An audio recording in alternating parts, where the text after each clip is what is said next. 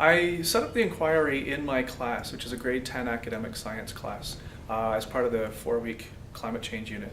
It was a 1-week assignment where I divided the class into small groups, 1 to 4 students.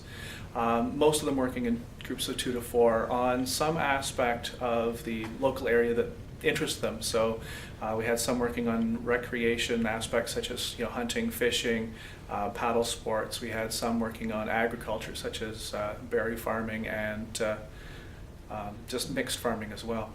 And so in their groups, we started off with the one resource from the Mississippi Valley Conservation Authority, which was the Towards Adaptation, looking at climate change for the Mississippi River system. And in that, which they sort of broke down some of the different impacts that they are predicting will occur as a result of climate change. And the students looked at what their current activities as related to their activity, how they would be impacted and how they'd actually have to change as a result of the climate change. I had one student who just blew me away with the assignment, where he actually was looking at his family who were starting a berry farm. And he was thinking about the climate change, how it would actually affect their family. And so he started looking at a lot more research. He started going onto the Agriculture Canada website, pulling off information about the different types of berries. And so started to use that in terms of looking at what he would envision for the future for his family to deal with climate change. So changing the berries, changing actually how they sort of irrigate them, and also looking at how it may actually impact the longer term in terms of their planning schedule. I was quite surprised with the student engagement in the inquiry. I assigned it towards the end of our climate change unit, so after we'd learned sort of the basics and what was going on and what the projections are around the world.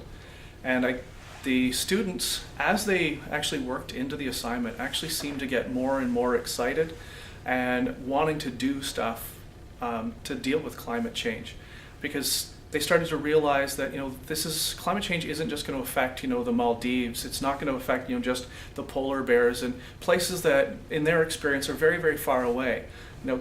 Sea level rising, it's not going to flood our homes being close to the center of Canada. But when they started looking at it's going to impact their ability and timing for things like their passions, their going out hunting and fishing, and when it's going to actually affect their crops, they really started to see that yes, it's going to affect them, and it's going to affect them a lot more than they thought. So it was great to see that in terms of the students and making that connection, because it's very rare that you make that connection with them. So a lot of the resources I got from the inquiry, so from the Mississippi Valley Conservation Authority with their Towards Adaptation, it was great for this activity. It was written at a level that the students really could understand and relate to. And not only that, it was really broken down quite well in terms of the different aspects and the different areas that would impact within the Mississippi watershed. And the projections of what they would anticipate were very, very clearly written, so the students could have a very clear idea of what was likely to come based on all the current modeling and how it would actually start to impact their activities.